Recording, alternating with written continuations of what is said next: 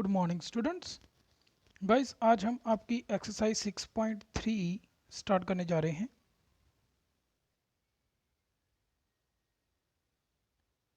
ठीक है, जिसमें हम सिमिलर ट्रायंगल्स के रूल्स पढ़ेंगे कि when we can say that these two triangles are similar. ठीक है, कि दो ट्रायंगल सिमिलर कब हो सकती हैं और अगर दो ट्रायंगल सिमिलर होंगी तो उनमें क्या क्या चीज़ें सिमिलर होंगी। ठीक है, तो ये हम पहले पढ़ चुके हैं कि अगर दो ट्रायंगल सिमिलर हैं तो उनके तीनों के तीनों कॉरस्पॉन्डिंग एंगल्स इक्वल होंगे। दैट से पी ए के इक्वल होगा, क्यू जो बी के इक्वल होगा और आर जो है वो सी के इक्वल होगा। ठीक है, ये तो तीन एंगल इक्वल होंगे। और क्या चीज़ें इक्वल होंगी? और इनकी साइड्स की रेशो इक्वल होगी। साइड्स की क्या होगी? Ratio equal. Let us say P Q over A B ये इक्वल होगा Q R over B C और ये इक्वल होगा P R over A C. तो ये तीनों रेशियो क्या होंगी? इक्वल होंगी अगर ये दो ट्रायंगल क्या हैं? सिमिलर हैं। ठीक है, अब चलते हैं कि दो ट्रायंगल सिमिलर कैसे हैं, हमें कैसे पता चलेगा कि ट्रायंगल सिमिलर कब है। ठीक है, तो उसके लिए बेटा ये हमारे पास कुछ रूल्स आ रहे हैं। सबसे पहले मैं आपको यहाँ पे डिस्कस कर देता हूँ, ये बेसिक रूल्स हैं। फर्स्ट रूल आ रहा है ए, जैसे हम कॉन्ग्रुएंसी में करते थे ना, तीनों एंगल्स इक्वल, तो ये भी बिल्कुल सेम है। आपने किसी दो ट्रायंगल में अगर तीनों एंगल आपको सिमिलर मिल रहे हैं, लेट अस से ये है 30 डिग्री, ठीक है, 40 डिग्री, 60 डिग्री, यहाँ पर 30, 40, 60 डिग्री आ जाता है, तो हम बोल सकते हैं कि तीनों एंगल इक्वल हैं, तो these two triangles are similar. ठीक है, बट यहाँ तक तो सेम है कॉन्ग्रुएंसी की तरह, बट यहाँ पे एसएसएस में थोड़ा चेंज आता है। वहाँ पे हम क्या करते थे, तीनों साइड्स को इक्वल कर देते थे कि ये साइड इसके इक्वल है, ये साइड इसके इक्वल है और ये वाली साइड इसके इक्वल है, तो वो कॉन्ग्रुएंसी प्रूव हो जाती थी, है ना। अब यहाँ पे ऐसा नहीं है। यहाँ पे आपको क्या प्रूव करना पड़ेगा? इन साइड्स की रेशियो प्रूव करनी पड़ेगी। लेट अस से ये ट्रिपल एस रूल हम कब बोलेंगे कि लग गया?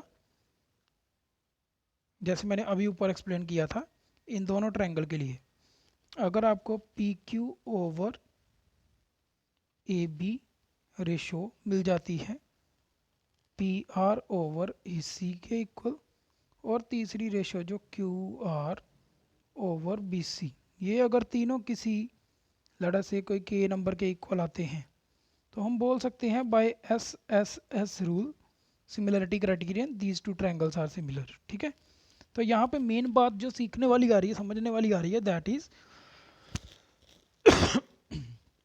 कि आपने साइड्स को इक्वल नहीं करना है, साइड्स की रेशियो को इक्वल करना है। ठीक है, साइड्स की रेशियो को इक्वल करना है। Ratio of the corresponding three sides are equal, मैंने लिख दिया यहाँ पे।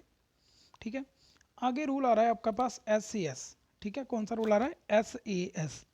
ठीक है, अब मैं इसको फिगर के बारे में समझा देता हूँ आपको। देखिए, मतलब दोनों साइड के बीच में एंगल, यही एस ए एस।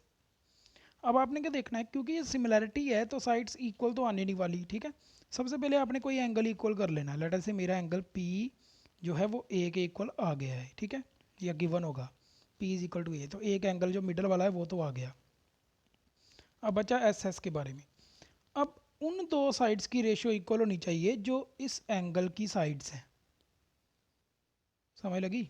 मतलब कि आपकी P Q over A B ये ratio, P Q over A B एक ये ratio, and P R over A C ये दोनों इक्वल होनी चाहिए। ठीक है, इसी में आपके दो एस आ गए।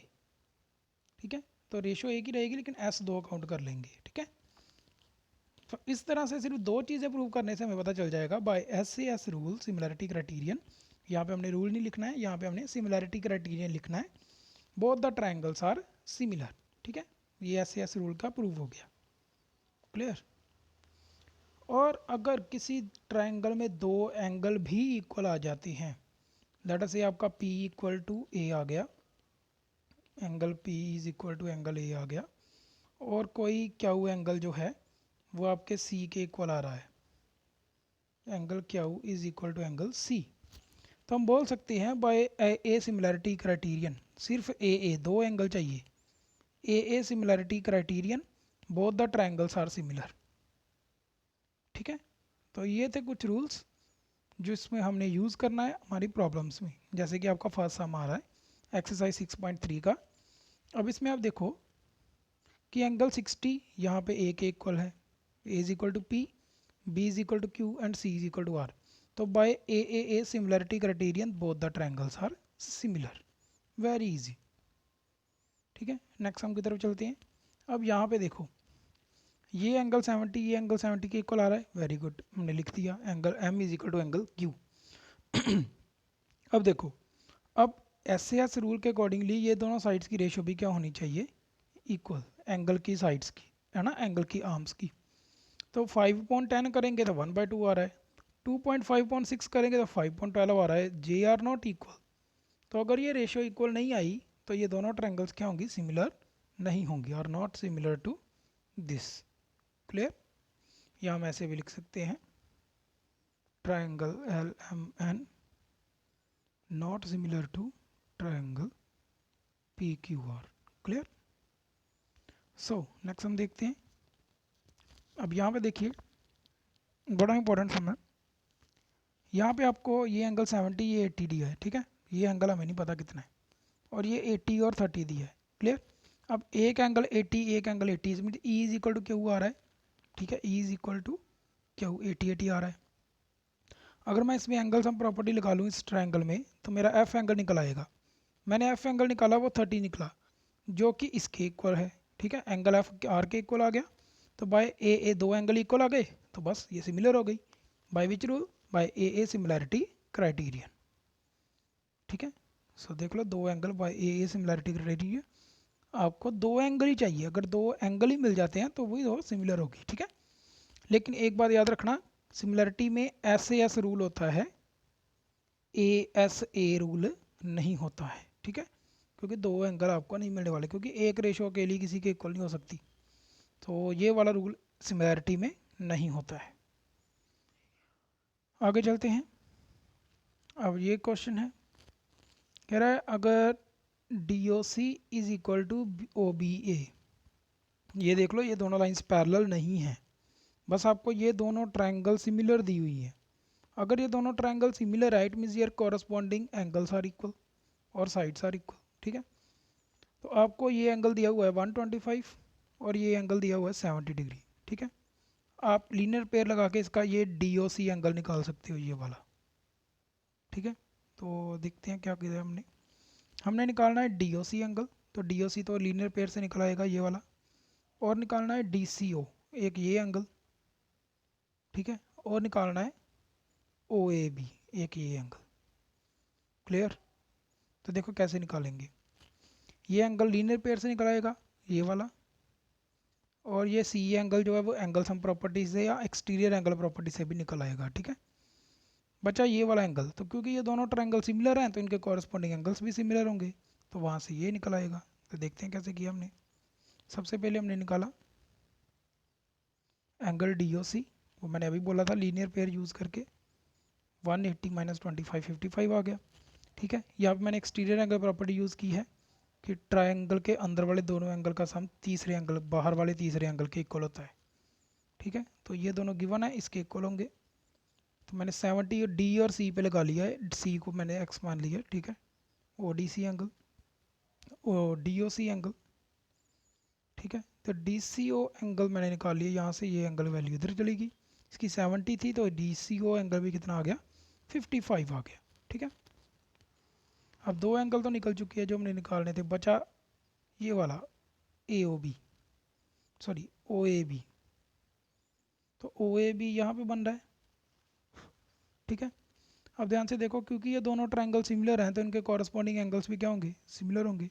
ठीक है, तो ये वाला एंगल किसके इक्वल आएगा,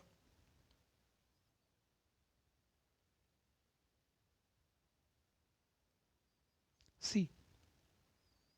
तो ये एंगल 70 के इक्वल, ये एंगल 55, ये आपका डी सी ओ एंगल जो था वो ओ ए बी के इक्वल आएगा।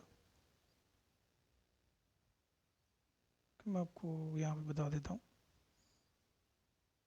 ये आपका ओ ए बी एंगल है, यहाँ पे ये रहा डी सी ओ के इक्वल आया। ठीक है, DCO के इक्वल आएगा। Clear everyone?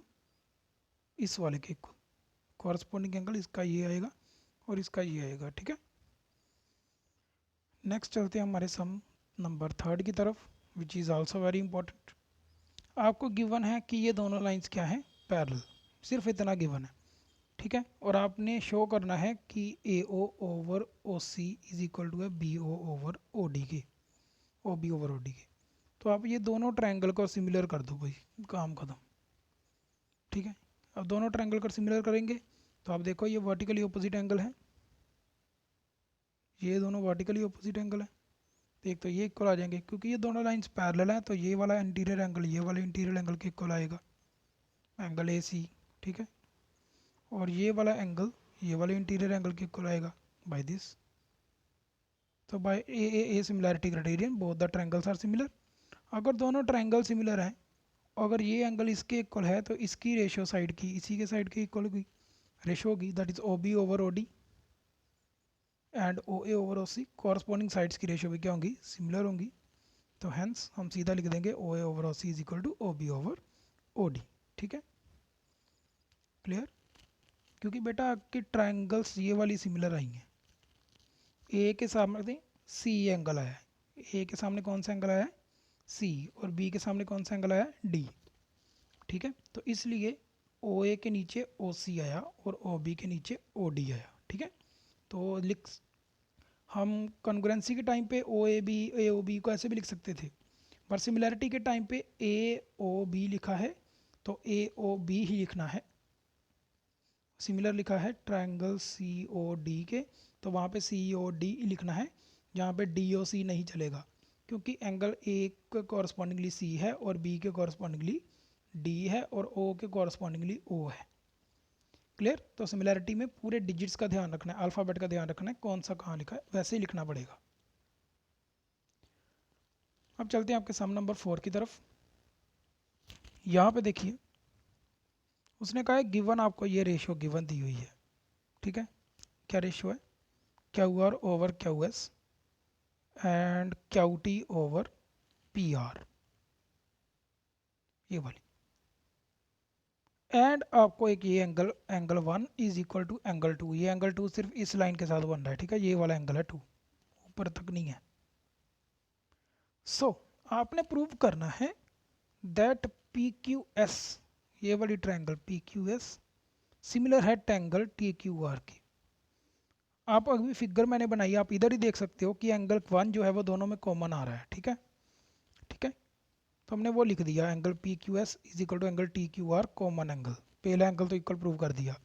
अब मैं कोई एक एंगल इक्वल प्रूव कर दूंगा तो दोनों सिमिलर प्रूव हो जाएंगी। अब दो एंगल दूसरा एंगल इक्वल कैसे प्रूव करेंगे, देखिए कैसे करते हैं। देखिए PQS ट्रायंगल यहाँ पर बन रही है, ठीक है, और TQR ट्रायंगल ये बन रही है। क्लियर? अब एंगल तो इक्वल मुझे नहीं लग रहा कोई मिल रहा है। ठीक है, क्योंकि एक ये ट्रायंगल है और एक ये ट्रायंगल है, इसमें एक ही एंगल इक्वल मिल रहा है। एंगल 2 वो इस ट्रायंगल का पूरा एंगल नहीं है, वो इस ट्रायंगल का आधा एंगल है। ठीक है, लेकिन इसको हम यूज़ करेंगे, देखो कैसे। एंगल 1 और 2 क्या हो गए, इक्वल। हम ट्रायंगल पकड़ेंगे ये वाली PQR जिसका 2 एंगल बन रहा है। अगर ये ट्रायंगल पकड़ूँ, एंगल 1 इक्वल टू एंगल 2 है, तो ये आइसोसेलेस ट्रायंगल बन रही है जिसके ये वाली साइड्स भी क्या होंगी, इक्वल होंगी। यस और no? Opposite sides to the equal angles are also opposite equal. ठीक है, side opposite to the equal angles are equal. तो 1 और 2 अगर इक्वल है तो एंगल साइड PQ PR के क्या होगी, इक्वल होगी। तो ये चीज़ आपने PQ is equal to PR, ये वाली चीज़ आपने यहाँ पे फिल कर देनी है, तो आपकी ये रेशो बन जाएगी। ठीक है, दोनों ट्रायंगल की साइड्स की। तो बाय SS रूल दोनों, ये देखिए जब आप यहाँ पे ये लिखोगे तो अब देखो from 1 and 2, see from 1 and 2। ठीक है, फिगर में देख लेते हैं, फ्रॉम 1 एंड 2 ये एंगल इक्वल आ गया दोनों ट्रायंगल में।